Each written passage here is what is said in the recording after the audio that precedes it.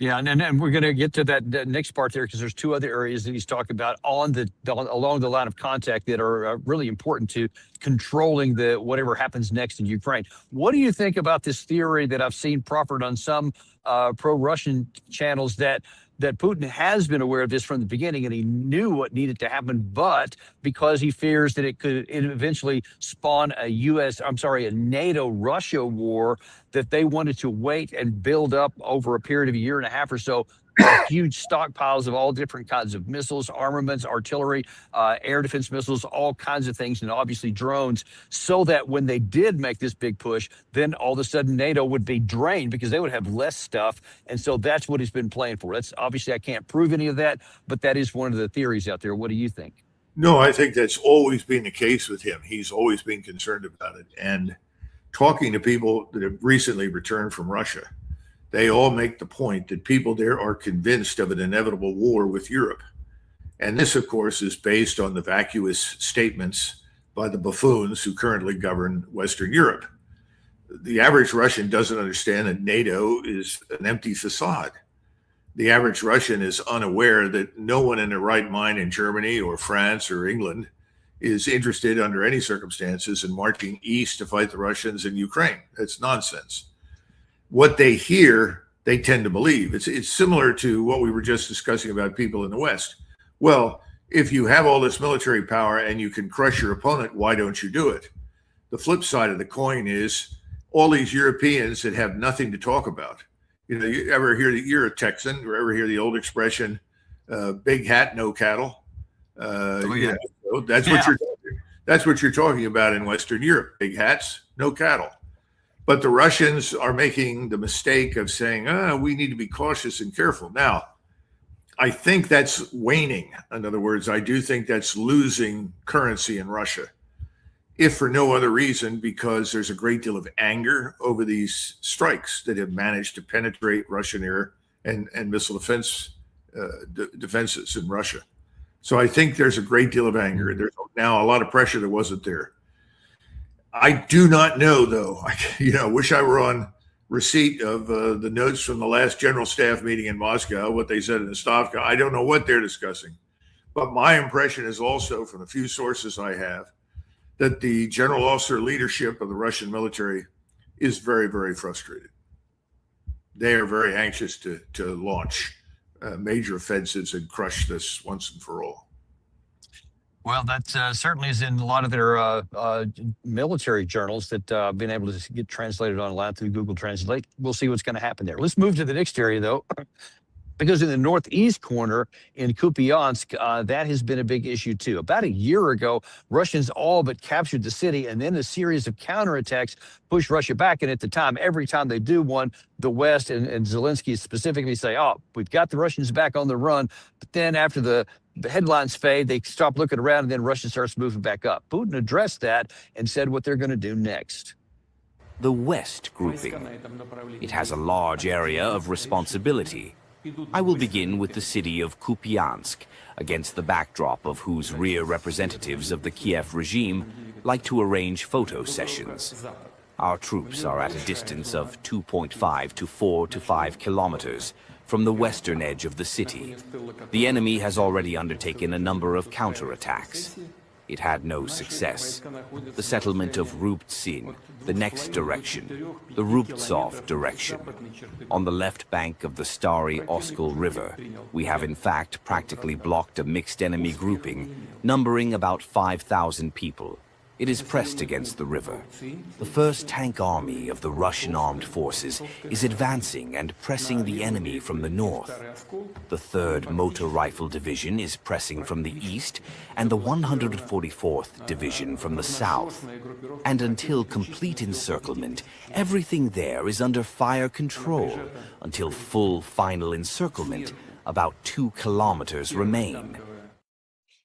And Gary, if you could put that Kupiansk map up there, you can see what he's talking about physically portrayed here, where there is movement on the Russian side on the north side, directly on the east side, and most of Kupiansk is now in the red area, and then in the south where there's additional movement here into some new gray zones. But it hasn't been a whole lot different from that, at least in the last couple of months.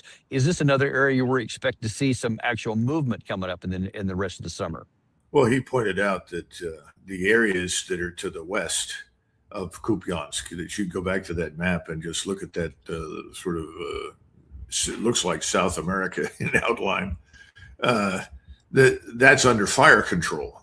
And this addresses Russian military tactics.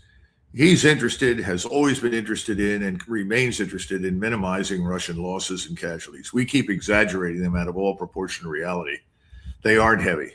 But what he wants to do is that he wants to bring an area under control of fire. That means that anything that moves out there is going to be taken under immediate fire, and accurate, devastating firepower will kill it or destroy it or neutralize it. That's in preparation for movement across it. So I think, yeah, he's talking about we've got all that we need there under control. We'll build up, and at the right point in time, we'll move. Okay, well, that's Putin, is it not? And that very deliberative approach and methodical approach is something that has been cultivated inside the Russian armed forces. You got to remember, if you go back to the beginning of this whole thing, the Russians were criticized by observers for being not as well organized and coordinated as they needed to be, of taking losses that they shouldn't have, and so forth. Well, those days are over. And he's not going to waste manpower at this point or resources unnecessarily. Now, again, does he have in the back of his mind this NATO threat, Dan? I'm sure he probably still does, even though I don't see any evidence for it in reality. Having said that, he was talking about the Oskil and Starry Rivers. I've seen some reports of a lot of mercenaries, in other words, non-Ukrainians in Ukrainian uniform operating in those areas.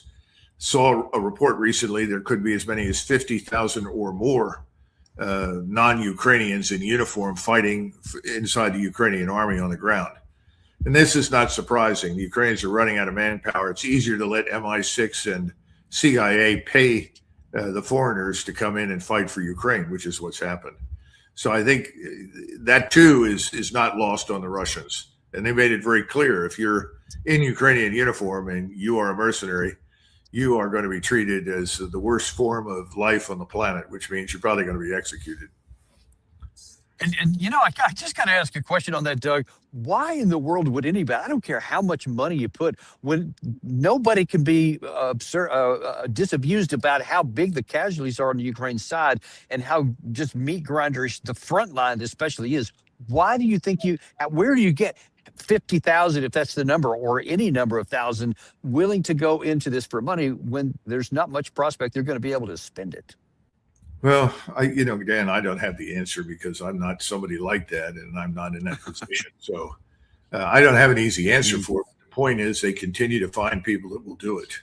And if you save enough money in somebody's face and you arrange to have that money sent somewhere, potentially back to somebody's family or to some numbered bank account, that may be enough. I don't know.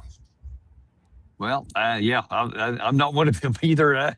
It puzzles me. But okay, well, let's move on to the bigger, because the biggest area, not just Sumy, not Kupiansk, as important as they are, although Sumy is pretty important because of its location, and it would be near the Russian army to Kiev, so that'd put more pressure.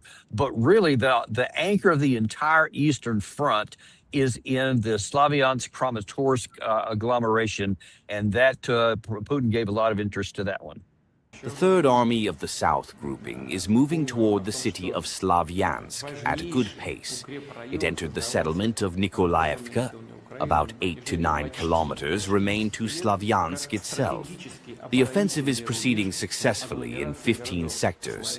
Every day, our troops are advancing in this direction. Now, what do you make, Gary, if you could put that map up as well, the Slavyansk-Kramatorsk map? What do you make of the fact that Putin is going through and given this very detailed And by the way, I don't know if you noticed, but he's not given from any kind of notes or anything else. It's all extemporaneous, and he has a lot of detail to include what units are where, which villages they're at. I mean, this was actually pretty impressive to me that he has that level of knowledge of detail. But the fact that he's coming out now, this is, to my knowledge, maybe it's happened before, but I've never seen him come out and give this kind of detail on a section by section of the front and focusing right here on the Slavyansk-Kramatorsk. First of all, can you tell us why this area is so important? Well, these three cities that are in that area that's shaded in yellow are the so-called fortress cities of Ukraine. This is, in theory, the last line of serious defense for the Ukrainian state against the Russians. They've been working to build this area up for 16 years. Now, the other thing I would call everybody's attention to is to go down to the lower right-hand corner and you see this infamous place called Bakhmut. And some of your viewers will remember what a terribly bloody battle that was. And that was an important turning point because once the Russians did seize it at cost, they opened up the way to go to where they are now. This is the last major hurdle as far as the Russian General Staff is concerned. Once these fortress cities fall, there is really no logistical infrastructure, north, south, east, west. Nothing is going to survive, on the Ukrainian side. In other words, this is what's the right? I don't want to say center of gravity. It's very Clausewitzian. It's more than that. It's more than just a center of gravity. It's a serious open wound. It's not going to happen immediately, but I can only begin to imagine the firepower that will be poured into that place to utterly obliterate it before the Russian forces move into it. And what do you think psychologically? What would they, especially as you point out, they've had this from this. A lot of this goes back to the 2014 civil war that began after that, where some of these constructions started, and certainly during the Minsk periods forward, this was turned into these fortress cities. If the Ukraine side lost them, what impact might that have on the remainder of the Ukrainian army? Well, the Ukrainian army is in pretty bad shape as it is. I'm sure that'll crush morale, and there'll be a mass flight to the west. I don't know of any other defensive lines that are out there that are going to present much resistance. So we'll have to wait and see. I mean, the tough thing on this battlefield is that once you've been identified and you're targeted, you have a choice. You can either die where you are, or you can get up and try to run away and die. In other words, it's a terrible situation. There's no escape.